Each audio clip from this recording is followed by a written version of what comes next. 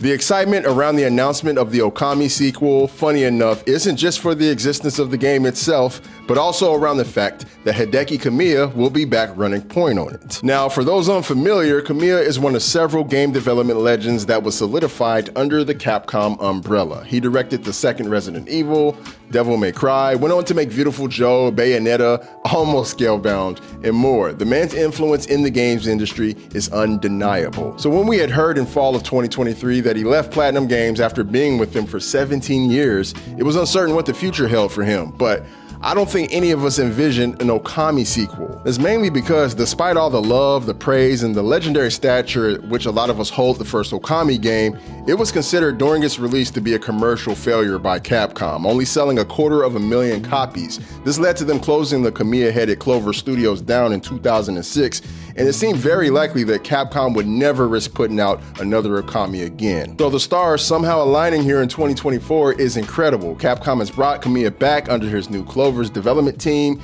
There's tons of new game development resources at their disposal. Kamiya has a lot more experience and many more games under his belt, and there's a larger pool of gamers, many of which I would hope could appreciate what a new Okami game would have to offer. And this makes me happy for us gamers, but also I'm quite happy for Kamiya as well. He seemed rather miserable at the end of his tenure with Platinum Games, and even said himself that had he stayed at Platinum, his quote, artistic spirit would die, making this move all the more necessary. There's a lot more to this story, like how Platinum Games has lost their way in the corporatization of the games industry, but that's a story for another day. I just hope this gives a little more context on why folks are so pumped about this Okami sequel, and why this isn't to be considered just a cash grab remake or nostalgia play by Capcom. They're respecting the mastermind behind the series, and this just furthers my reasoning and why I believe Capcom is one of the best AAA publishers we have. They aren't perfect, but they do tend to do right, not just by the gamers, but most importantly, by the game makers.